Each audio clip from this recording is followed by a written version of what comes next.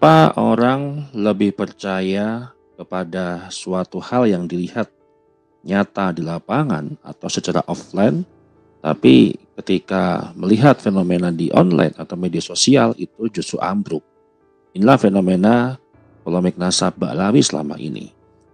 Mungkin dari kedua belah pihak, baik yang pro dan yang kontra terhadap nasab Ba'lawi ini, mungkin juga tidak pernah menyadari sebelumnya ketika memberikan sebuah pemahaman terkait polemik nasab, keabsahan nasab Ba'lawi kemudian dibantah terhadap apa yang dituduhkan ataupun apa yang dibuatkan sebuah riset daripada Keimat, mungkin sama-sama tidak menyadari bahwa dampak yang bisa terlihat itu ada dua, dampak secara online dan dampak secara offline. Nah, sahabat saya dimanapun berada, sebelum kita masuk ke data, ada satu fenomena yang menarik ya di dunia nyata. Majelis masih ramai, kemudian haul tetap padat, kemudian kiai dan habaib merajut keharmonisan, masih menghormati, saling menghormati gitu kan. Tapi justru di dunia digital, tiap Anda buka komentar tiba-tiba suara kritis, ya skeptis, bahkan disertai data manuskrip, kemudian muncul seperti banjir ataupun air bah yang mengguyur suatu tempat. Jadi ini fenomena yang menarik. Nah, ini bagian kedua yang lanjutan daripada bagian pertama yang kemarin sudah saya sampaikan.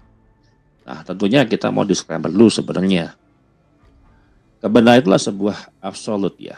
Jadi kebenaran itu absolut. Sehingga ketika kita bicara data, siapapun itu yang menyampaikan, siapapun, kalangan manapun, ketika dia berbasis data, bisa diverifikasi, logis, bisa dibuktikan, ya berarti itu benar. Jadi ketika saya memberikan sebuah pemahaman berbasis data, ya yang diserang bukan personalnya, tapi substansi dari apa yang saya jelaskan dalam 30 menit ke depan. Jadi kalau misalkan artinya orang mengomentari video ini cenderung ke personal, sentimen personal, lebih mengedepankan sentilan-sentilan gitu ya, yang memberikan sebuah data baik itu kebenaran gitu kan, sesungguhnya dia adalah menolak bahwa kebenaran itu memang disadari oleh orang yang mengomentari. Artinya kita bisa dikatakanlah orang itu sombong. Orang sombong itulah menolak kebenaran dan mencaci maki atau menghina kepada orang yang memberikan sebuah kebenaran. Nah, data itulah kebenaran yang bisa diverifikasi. Nah, pertanyaannya, mana yang sebenarnya menggambarkan realitas umat? Ini yang mau kita bahas di sini. Sehingga cukup teman-teman menyaksikan bagaimana saya memberikan sebuah simulasi ketika kita bicara data. Nah, apakah kerumunan massal di suatu tempat, di sebuah lapangan ketika ada acara Habib gitu ya, atau suara-suara yang terukur, terekspos dan terdokumentasi di ruang digital? Nah, artinya yang menggambarkan realitas umat itu percaya atau tidak percaya kepada Habib sebagai cucu Nabi adalah melalui kerumunan tadi, atau suara yang memang sudah terukur secara data, yang terekspos ya dan terdokumentasi di ruang digital. Kan selama ini kajian-kajian ilmiah itu kan diberikan di seluruh platform media sosial gitu ya. Nah, disinilah kita butuh membandingkan perilaku online dan perilaku offline berdasarkan data riset sebelumnya. Nah, tentunya teman-teman masih mengingat data-data sebelumnya gitu ya. Nah, sekarang kita akan mencoba memberikan pemahaman terkait perbedaan survei online dan versus offline. Ya, yang pertama adalah kenapa online itu lebih kritis, atau kita sebut kenapa sosial media lebih tajam, lebih berani dan lebih leluasa gitu ya. Nah, online itulah orang bahasa gini, orang ngomong pakai otak dulu, baru pakai norma atau adab. Ya, kalau offline orang ngomong pakai norma atau adab dulu, baru pakai otak. Nah, metode akademik begini. Yang pertama, survei online itu cenderung no face to face, tidak tatap muka. Kemudian bebas tekanan sosial. Kemudian responden lebih jujur, lebih leluasa, lebih mendalam lagi dalam mengomentari atau mengkritik gitu ya. Kemudian jauh lebih berani untuk menolak sebuah otoritas. Nah, ketika diterapkan dengan survei online, survei offline itu cenderung banyak social pressure, ya, pengaruh status sosial kayak atau habaib. Kemudian responden lebih menjaga sebuah harmoni, apalagi kalau misalkan metode survei offline itu dengan metode wawancara face to face, wawancara 5-10 menit, ya, pasti orang akan lebih enggan, lebih menjaga lisan terhadap terkait tentang polemik nasab. Dan kemudian lebih sering mengikuti sebuah norma yang mayoritas. Nah, analogi sederhananya, online itu seperti Anda curhat di kamar pribadi. Kalau offline, itu seperti Anda curhat sambil dilihatin banyak orang. Nah, bagaimana simulasi baik data online, kemudian simulasi terhadap offline? Yang kita sampaikan kemarin kan riset berbasis online, itu secara real, itu sudah kita petakan, sudah kita berikan hasilnya, bahwasanya yang mendukung Kiai Imad itu 40%, kemudian mendukung Ba'alawi itu 46%, kemudian yang netral itu 14%. Nah, ini adalah survei ataupun data online. Nah, bagaimana terkait tentang simulasi offline? Ya, kemarin saya menyampaikan beberapa clue-clue tentang simulasi berbasis offline. Jika simulasi offline yang saya berikan hari ini kemudian dilakukan oleh lembaga survei secara independen, ya, maka survei offline ini akan menggunakan secara statistik itu regresi social pressure, ya, itu sekitar 22%, plus minusnya lah 5%. Nah, ketika digunakan dengan metode regresi social pressure correction, pro Ba'alawi itu akan naik menjadi 55%. Kemudian yang pro Kiai Imad itu akan turun 32%. Netral itu sedikit berubah dari 14 menjadi 13%. Nah, dualis yang kemarin kita sampaikan itu akan meningkat karena tekanan sosial 10 sampai dengan 12%. Nah, penjelasannya bagaimana gitu kan? Tekanan sosial dan adat membuat orang cenderung mengekspresikan dukungan kepada pihak yang dianggap lebih punya status. Dalam hal ini Ba'alawi gitu kan. Nah, tapi ketika online, kenyataannya mereka jauh lebih rasional, lebih pakai logika, pakai akal sehat dan kritis, bahkan tajam, bahkan suka provokatif juga, gitu kan. Nah, apa yang akan terjadi kepada masyarakat dan dampak sosial dari fenomena dualis ini, gitu, akun dualis ini, gitu ya, akun yang berwajah dua, ketika di offline mendukung habaib, hormat, lebih mementingkan mengedepankan adab, tapi ketika online lebih mementingkan kepada ilmu, ya, adab ya nomor sekian, karena interaksinya tidak face to face, tidak tahu akun dualis itu siapa sosoknya. Bisa jadi akun dualis itu ada mungkin ulama-ulama kita yang dikenal. Bisa jadi akun dualis itu juga seperti kayak Gus Bahat, kayak Abdul Somad, kemudian Buya Yahya, ataupun bisa siapapun, ya. Kita kan bisa menduga-duga. Kemarin sudah saya berikan peta jaringan dualis itu dari mana saja. Teman-teman bisa menebak lah. Dari daerah misalkan Sidoarjo itu siapa, Banyuwangi siapa, Pekalongan siapa, Semarang siapa, Jabodetabek siapa, Banten siapa, Cilegon siapa, Serang siapa, dan seterusnya. Ya, jadi siapapun itu bisa menjadi akun dualis. Itu contoh ya, siapapun itu orangnya, gitu ya. Yang jelas akun dualis itu real, nyata, ada, dan itu adalah sebuah fenomena yang realistis yang bisa kita lihat dalam polemik nasab Ba'alawi ini.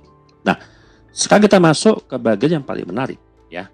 Apa dampaknya ketika orang mendukung suatu kelompok secara offline, yaitu Ba'alawi, tetapi mendukung kelompok lain secara online? Artinya, di dalam sebuah lingkungan ataupun di dalam sebuah lingkaran di kalangan pesantren, mungkin di kalangan para habaib, tokoh ini mendukung Ba'alawi, tokoh ini menghormati Ba'alawi, tokoh ini mendukung keabsahan nasab Ba'alawi. Namun di sisi lain, ketika berbicara online di sosial media justru mendukung keabsahannya melalui tesis keimat. Nah, apa efek sosialnya? Apa gejolaknya? Dan apa bahayanya untuk stabilitas otoritas keagamaan? Nah, kita akan berikan beberapa dampak-dampak yang akan terjadi ke depan terkait tentang fenomena akun dualis ini gitu ya. Yang pertama, akan adanya runtuhnya legitimasi berbasis nasab. Jelas itu. Ketika dukungan online terhadap keimat berbasis ilmiah, manuskrip, dan lain-lainnya, ataupun dalil dan seterusnya, mencapai 40%. Ini kita bicara online. Yang mendukung keimat itu 40%. Nah, bahkan di kalangan internal Ba'alawi sendiri pun muncul dualisme. Ya, anggap gini, 100 orang yang mengeliling habaib, ketika ada acara apapun itu habaib, ya, maka akan ada 8% akun dualis. Siapapun itu, di antara 100 orang, berarti ada 8 orang yang berwajah dua. Tapi kita nggak tahu siapa orangnya. Ya, kita nggak mau ngebuka, walaupun tahu pun juga kita nggak akan ngebuka. Tapi yang jelas, siapapun itu akun dualis itu bisa siapapun, gitu ya. Nah, maka nasab itu bukan lagi sebuah argumen yang absolut. Anak muda mulai melihat otoritas harus diuji, bukan diterima bulat-bulat, diterima mentah-mentah. Nah, sedangkan di sisi lain, Ba'alawi ini mau memaksakan masuk ke ruang verifikasi ilmiah, bukan hanya hormat terhadap tradisi. Artinya, bagaimana fenomena ini akan mendorong dan memaksa klan Ba'alawi ini untuk masuk yang lebih realistis, mau memverifikasi nasabnya sendiri, ya, mau menguji karbon nasabnya sendiri melalui metode-metode yang pernah mereka lakukan terhadap klan atau keluarga yang mereka batalkan. Nah, efeknya apa? Ya kan? Otoritas nasab tidak lagi untouchable. Yang tadinya tidak pernah tersentuh, itu nggak berlaku lagi.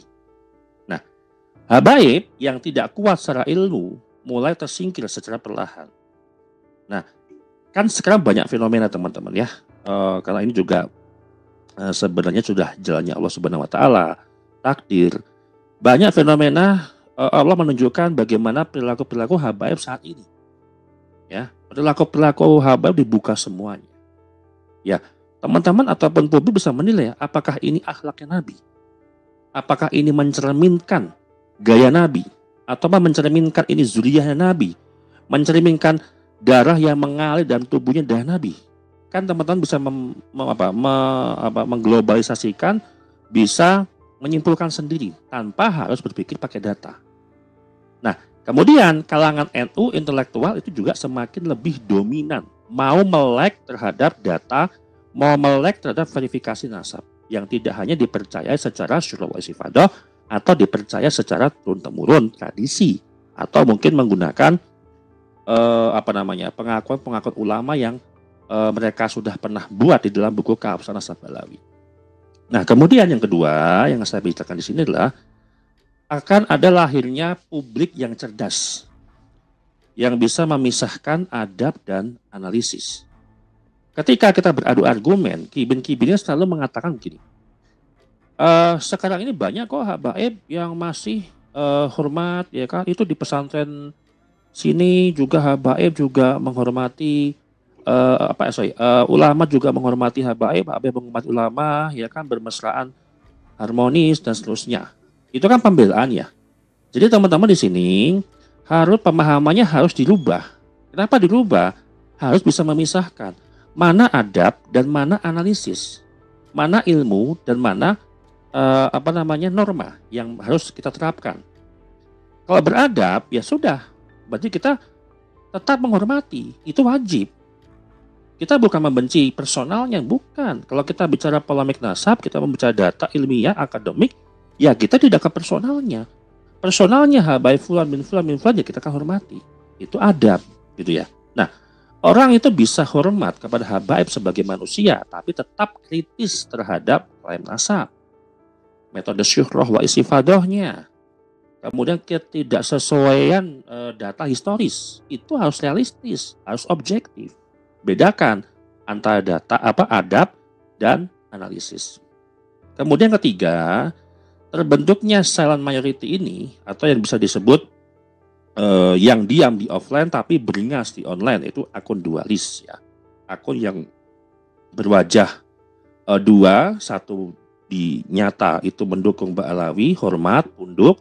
Namun ketika di online mereka akan lebih leluasa untuk mengomentarinya. Contoh misalkan di majelis tunduk saminah wa ta'na misalkan. Nah, di kolom komentar YouTube ya, komentarnya mana sanadnya, mana syaratnya, mana isbat dan nakobah internasional, mana bukti klaim Ubaidillah anaknya Ahmad bin Isa, ada nggak Ahmad bin Isa dan Ubaidillah hijrah dari Basra Irak ke Hadramaut Yaman, mana manuskripnya yang mengatakan itu, dan seterusnya. Ya, ini adalah sebenarnya membentuk sebuah sebuah komunitas silent majority yang diam di offline tapi ketika berbicara di online sesuka hatinya tanpa ada batasan karena tidak bisa dilihat face to face, tidak bisa diketahui identitasnya siapa. Kalau kita ngomongin di dunia nyata misalkan UAS gitu ya, Ustadz Abdul Somad misalkan mengomentari gitu ya, itu pasti akan lebih dikucilkan, pasti akan lebih dikucilkan. Dan pastinya dinilai juga tidak bagus. Ya nggak apa-apa, itu adab kok, itu hak. Ya nggak bisa kita ambil atau kita paksa. Ya itu memang kewajiban beradab, kita menghormati habaib, kita menghormati orang lain, itu juga adab. Makanya tidak salah juga kita katakan ulama-ulama yang membela Balawi itu di dunia nyata, tapi ya kita bisa melihat fenomena 8% akun dualis itu adalah fakta nyata, bisa kita telusuri, bisa kita amati dari pola interaksi di sosial media. Nah, kemudian yang berikutnya adalah kaum dualis ini membentuk perubahan arah opini publik. Ya, ingat, data 8% akun dualis itu bukan data angka yang kecil. Saya katakan sekali lagi, 8% itu bukan angka kecil. Karena orang dualis itu punya karakter begini. Satu, dia berpendidikan, pasti, ya. Kemudian melek internet, melek literasi digital, kemudian aktif di media sosial, kemudian punya 2 basis relasi. Nah, orang seperti ini menjadi amplifier yang sangat efektif bagi Kiai Imad. Jadi Kiai Imad nggak perlu khawatir, misalkan Kiai ini, Ustadz ini banyak yang mendukung Mbak Alawi, nggak perlu khawatir Kiai Imad, nggak perlu khawatir. Karena nantinya yang akan menjadi amplifier di dunia digital itulah mereka akun-akun dualis, gitu ya. Jadi akun dualis itu bisa siapapun, bahkan santri dari pesantren terkenal pun itu juga bisa.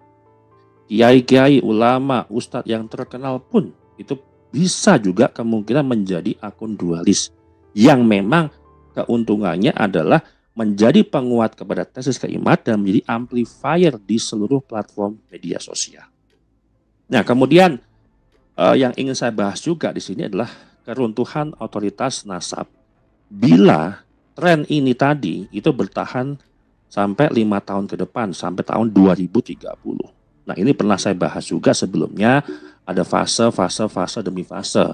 Fase 1 itu sebagai polarisasi, sampai tahun 2030, kemudian 2031 itu sampai 2040 itu fasenya fase normalisasi, kemudian fase yang ketiga 2041 sampai 2045 itu fase decline, runtuh.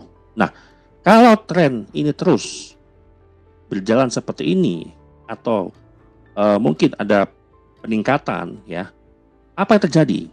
Apakah Mbak Alawi runtuh perlahan-lahan atau hanya akan terkoreksi saja? Nah, jawabannya saya akan berikan berdasarkan model pola tren selama 5 tahun ke depan. Nah, selama 5 tahun ke depan, pro Kiai Imad itu naik dari 40 akan menjadi 58,63%, sekitar itu. Ya. Kemudian yang pro Mbak Alawi turun dari 46% menjadi 28 sampai 33%. Angka itu masih tinggi. Makanya polarisasi itu akan menjadi normalisasi ketika angkanya mulai turun. Normalisasi itu orang sudah mulai sadar. Orang mulai sadar juga bukan setahun 2 tahun, butuh waktu. Ya kan, saya berikan pola trennya adalah 10 tahun, berarti sampai 2040 ya.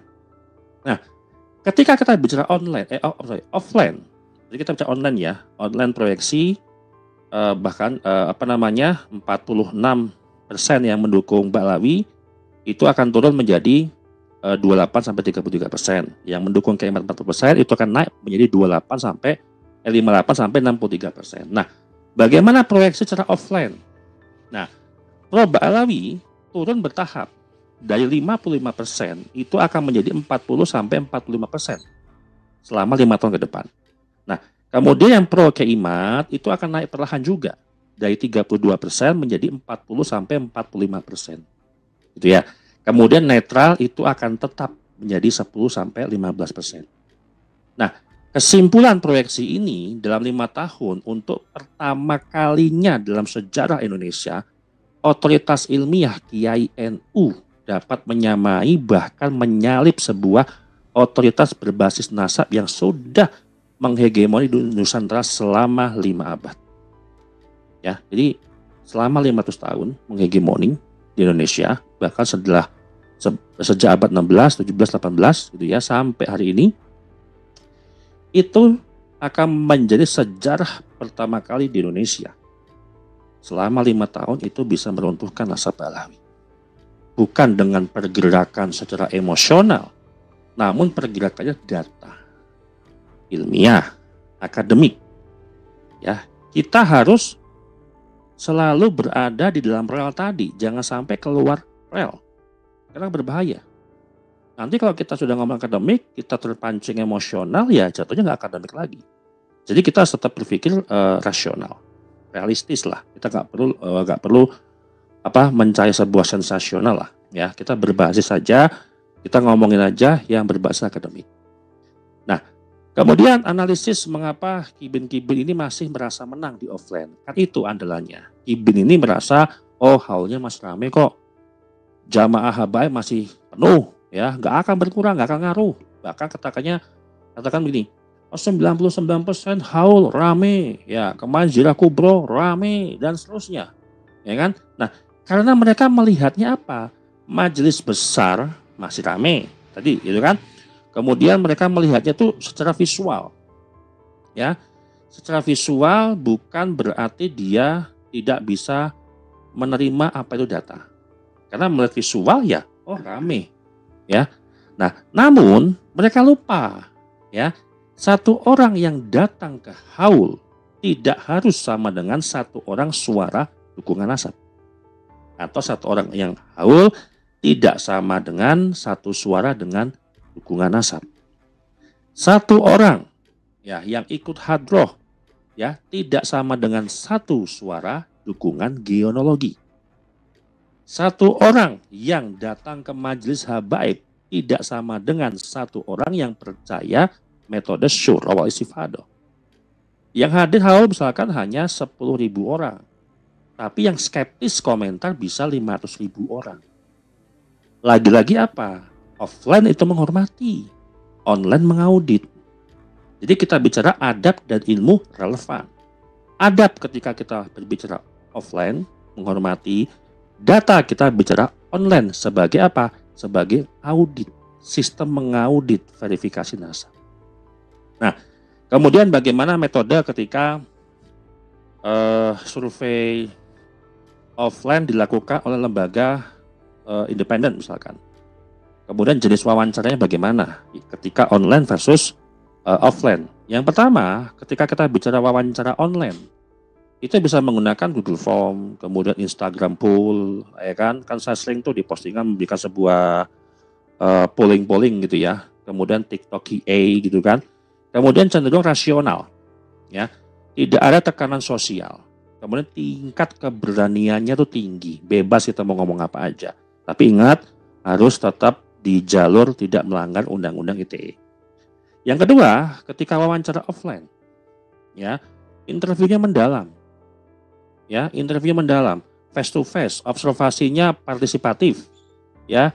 Kemudian dipengaruhi pertanyaan, dipengaruhi kiai, pengurus, norma lingkungan dan seterusnya, dan cenderung normatif. Nah, bagaimana validitas penelitian? Ya kan? Yang saya sampaikan ini, saya membuat sebuah penelitian di online dan simulasi offline, validitas datanya 85%. Karena data online itu tidak bisa memasukkan pola. Ya kan? Pola itu lebih mudah dibaca di sosial media. Nah, engagement, sentimen, dan arah percakapan juga tidak bisa dimanipulasi secara masif. Sulit loh. Jadi kalau misalkan ada manipulasi data melalui data media sosial, berbasis data media sosial, ketika data itu bohong, itu bisa udah diverifikasi. Karena nggak bisa dimanipulatif. Database-nya ada di setiap platform media sosial. Itulah database-nya. Nah, margin of error yang saya sampaikan di sini adalah untuk online itulah 4%. Kemudian offline itu 3,1%. Nah, total validitas bila digabung keseluruhan itu menjadi 87%. Dan ingat, ini bukan fatwa, bukan vonis, ini riset sosial, bukan penilaian moral. Tidak membahas baik buruknya individu habaib. Fokus hanya pada pola gerakan, tren sosial, kemudian perilaku digital, dan kemudian perbandingan otoritas nasab versus otoritas ilmu, gitu ya. Dan ini bisa diverifikasi. Nah, pada akhirnya yang diuji kan bukan nasabnya, bukan Kiai Imad, ya kan, bukan Ba'alawi, ya kan. Yang diuji adalah kita semua. Apakah berani memilih kebenaran meski tidak populer? Apakah mau memilih yang diberikan tesis Kiai Imad kajiannya walaupun Kiai Imad tidak populer? Walaupun Kiai Imad juga baru muncul, baru dikenal, dan seterusnya. Atau kita hanya ikut arus karena takut disebut kurang adab. Nah, dunia nyata menguji adab. Dunia digital itu menguji akal dan logika. Ulama sejati berdiri di tengah-tengah. Akalnya kuat dan adabnya perlu ditegakkan lurus. Dan kelak sejarah akan mencatat siapa yang mempertahankan kebenaran dengan data dan siapa yang mempertahankan kehormatannya hanya dengan kata-kata. Demikian dari saya. Terima kasih.